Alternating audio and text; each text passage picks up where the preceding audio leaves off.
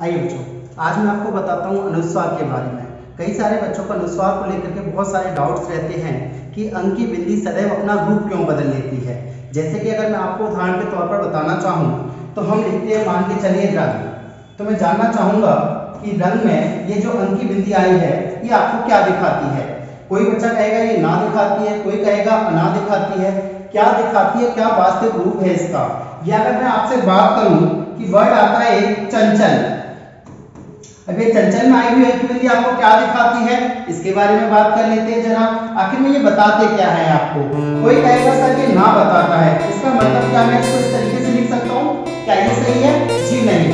सही इसका क्या होता है, देखिए जरा समझिए, बहुत इंपॉर्टेंट है। कुछ नहीं करना है आपको, स्माइली तो सब जानते हैं ना, व्हाट्सएप चलाते हैं, फेसबुक चलाते हैं, स्माइली बना दीजिए। थोड़ा मतलब स्माइली बनाने से एक इंसान का चेहरा बन गया। इंसान की आदत होती है अगर में ताकाझानी करना। ताकाझानी करने से क्या असर होता है? ताकाझानी मतलब पड़ोसी को देखना। पड़ोसी को देखने से क्या असर होता है? पड़ोसी को देखिए, क्या दिख रहा है आपको? गा से गमला। गा से गमला किस वर्ग का होता है? का वर्ग का। और का वर्ग का पांचवां वर्ण क्या होता है? अंगा। तो फिर ये जो अनुस्वर है आपका किस में परिवर्तित होगा? ना में परिवर्तित ना होकर के किस में परिवर्तित होने वाला है? देखिए ध्यान से, ये इसका बिल्कुल सही तरीका है लिखने का, रंग। अब बात करते हैं चंचल के बारे में। मैंने आपको लॉजिक बताया कि क्या करना है आपको, सिर्फ इस अनुस्वर को परिवर्तित कर देना है एक स्माइली में, जो कि अपने परिवर्ती अर्थात अपने बगल वाले को देखेगा। परिवर्ती अर्थात बगल वाले को। बगल में कौन है? चा। चा किस वर्ग में आता है? चा चा वर्ग का वर्ण होता है। और चा वर्ग का पांचवा क्या होता है? चा वर्ग का पांचवा होता है न्या। इसका मतलब च न्या च ल, क्या वर्ड बन गया हमारा? चंचल बन गया। नेक्स्ट के साथ हम देखते हैं एक और शब्द है खंड। क्या है? खंड। जैसा कि मैंने आपको बताया कि क्या कहता है रूल, रूल कहता है स्माइली बनाएं। जी बिल्कुल बना दी। बगल वाले को देखें, देख लिया, डा से कर लिया। अच्छा किस वर्ग का आता है? ता वर्ग का। ता वर्ग से आता है ता का पांचवा अना होता है। दैट मींस देखिए ध्यान से क्या बन गया? खंड बन गया। नेक्स्ट जो कि हमारा सब्जेक्ट है हिंदी। हिंदी के अंतर्गत क्या आएगा? देखिए जरा ध्यान से, हिंदी कहां पर आया है? मध्य में आया है। इस पे एक स्माइली बनाइए। बगल वाले को देखिए, दा से जवाब किस वर्ग का है? ता वर्ग का है। किसमें परिवर्तित हो जाएगा? ना में परिवर्तित हो जाएगा, हिंदी। नेक्स्ट वर्ड हम देखते हैं अंबर। क्या देखते हैं? अंबर। कुछ नहीं करना है, वही सिंपल सा फैक्ट है, पड़ोसी को देखना है, परिवर्ती को। स्माइली बगल में देखो, बा बकरी, पा वर्ग का, पा का पांचवा मां होता है। दैट मींस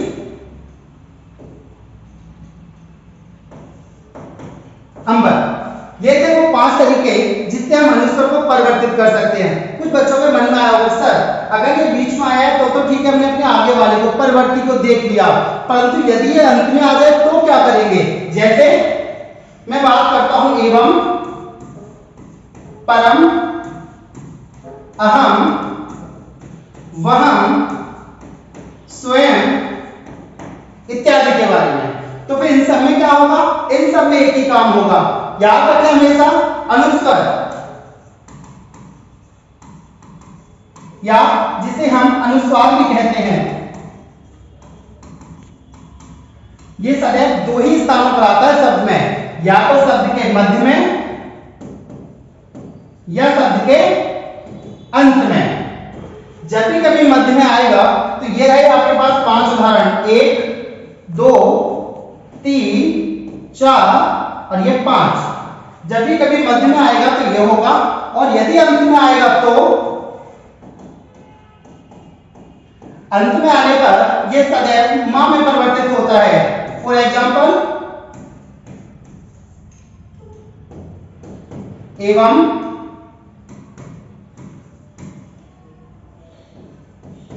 परम, अहम, वहम,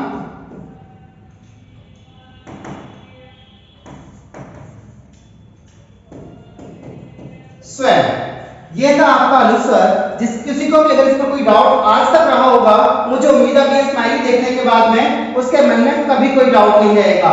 अनुस्वर जैसा कि सबको बेहद कठिन लगता है, शब्द समझ नहीं आते हैं, वर्तनी समझ नहीं आती है, ऐसे व्यक्तियों के लिए ये ट्रिक सबसे ज्यादा कारगर है, क्योंकि अनुस्वर किसी भी शब्द में केवल 2 ही जगह पर आ सकते हैं, या मध्य में या अंत में। मध्य में आएगा तो परिवर्ती अर्थात पड़ोसी को देखेगा, एक स्माइली बना करके अपने आगे वाले वर्ड को देखेगा और उसी के हिसाब से उसी के वर्ग का 5वां वर्ड बन जाएगा।